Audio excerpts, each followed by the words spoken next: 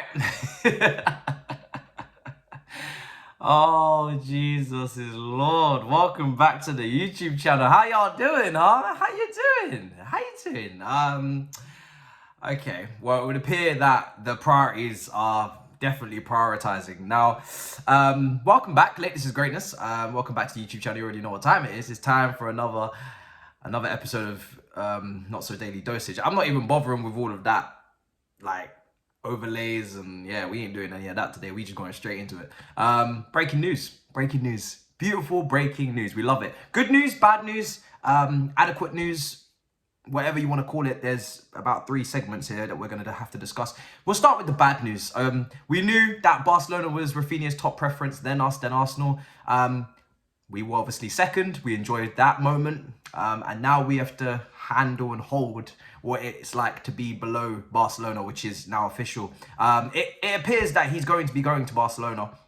That's the latest that's come out, for 60 million euros and 6 million euros net per season he's going to make. So less than us, because obviously we offered 60 million pounds and 6 million pounds net. So he's taken a little bit less money, and Leeds appear to be taking a little bit less money as well. And they're going to do it in 3 installments in terms of payment, whereas we were going to throw up a lump sum of around about 55 million pounds. And then obviously the extra 10 million pounds would come in installments or add-ons.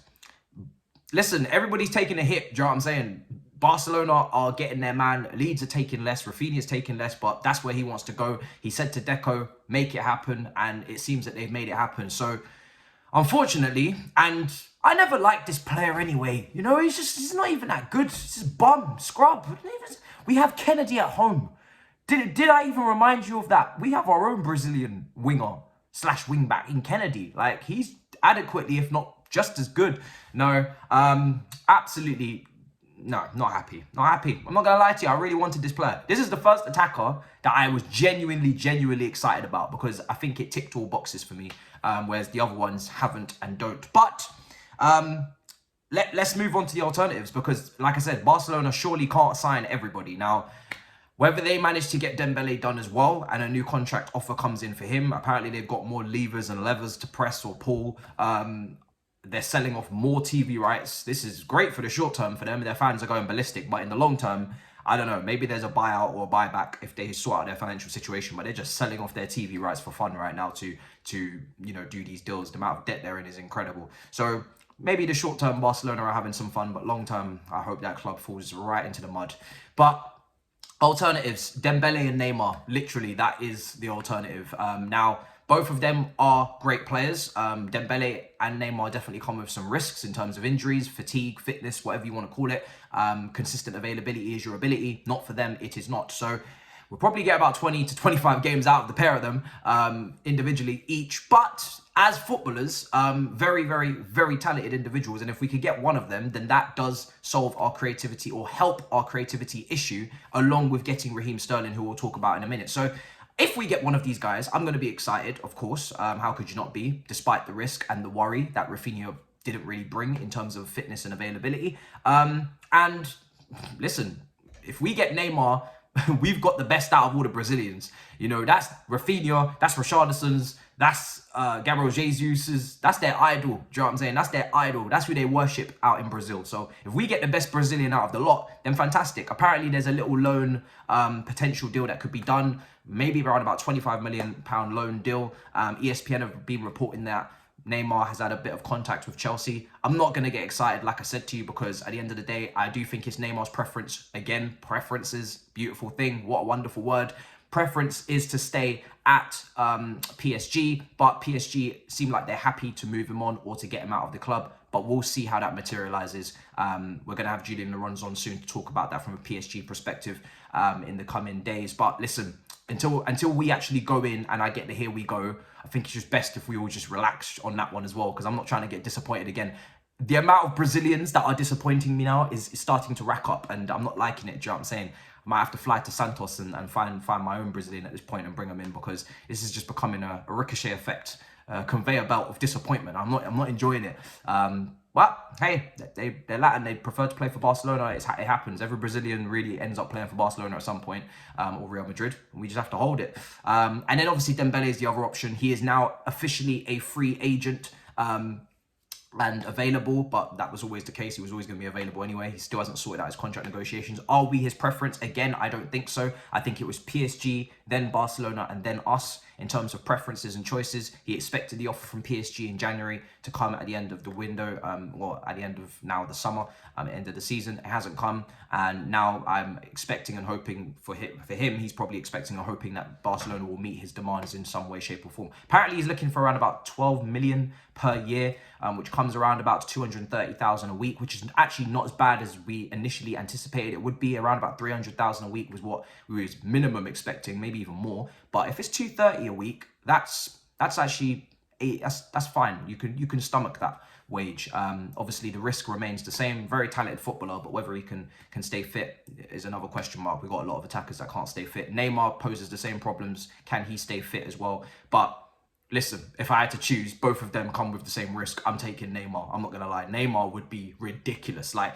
Neymar's the kind of player where there is no logic. I don't need to hear any logic out there in the comments. I don't want to hear any reservations. I don't want to hear any press. He doesn't press. Literally, this is a worldwide star that you have got the opportunity to bring in, a generational talent. You know what I'm saying? We throw out all of them other queries and questions. You talk about wage, Matisse, he's making, bruh, subsidize that shit. Make PSG pay half of it or something. Make 606,000 a week. Make them pay half, we pay half. Do something. Like, that is a game-changing footballer right there. A generational talent. That is a hazard replacement. All those things you can say about Neymar. You have creativity problems? Not anymore, sweetheart. You know what I'm saying? Them rainbow flicks, everything. Sterling on the right of that three. Neymar on the left. Havertz down the middle. Listen, we ain't going to win the league anyway. I'd rather be entertained than be bored. Is literally how I put it. It would be a ridiculous signing. Neymar Jr. with the 10 at the back. Woo! God damn! Sweetheart, that would be wild, brazy. Wow, the shirt sales alone, it would be crazy. I don't want to be a commercial club, but don't mind if I do. Listen, it would be mad. But listen, there's no better player in terms of systematically to fit that inside 10 position and the wide position in terms of doing both jobs. Unbelievable. The footballer is, just ridiculously talented. We don't even need to talk about that. Will it happen though? Hey, don't get your hopes up. Just let's just see what happens. But what is looking likely to happen, and we will finalize on this other bit of breaking news, is it looks like we're agreeing in principle, verbally, with Manchester City over Raheem Sterling. 45 million initial plus 10 million add-ons. We spoke about that last couple of days anyway. We kind of thought it would around about be like that. I think I mentioned it in previous videos, so it's good to see that it was pretty accurate.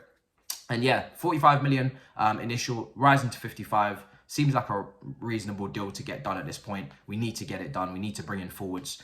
Raheem Sterling, that's been pretty much almost over the line for the last few days now. I think the fact that it's only being held up by Nathan Ake, who they're trying to squeeze into that deal as well. I don't know what way they're going to do it. I don't know how they're going to, or how much they're going to look to pay for Nathan Ake. I'm hoping that if they are paying for Nathan Ake, it is not at the rumoured 40 million. You should hopefully be able to get him for less than that.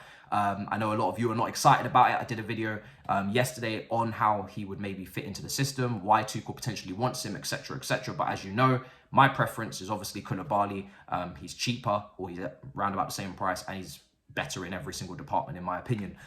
So not incredibly excited. Not really even that excited about Sterling either, but he is going to improve our attack. He is a very good player, as long as he's purchased alongside a creator like a Dembele or a Neymar, who seem to be on alternatives now. And if that is the case, then we can be excited, in my opinion. But Sterling alone is not going to do enough for me to get the motor running. So that's how I'm looking at things currently. The Arsenal fans, I'm sure, are here in their droves to absolutely rip the piss out of me. All You Can Eat Chelsea will be coming to you. Unfortunately, I couldn't record it today, but I will be getting it recorded in the next few hours, if not in the morning, and it will come out tomorrow.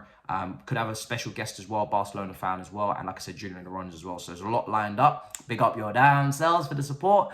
Please, on God, do not let us get mugged off again. I am really hurting now. It's too much with these Brazilians. Don't even go after anymore. If Neymar doesn't go through, I'm done.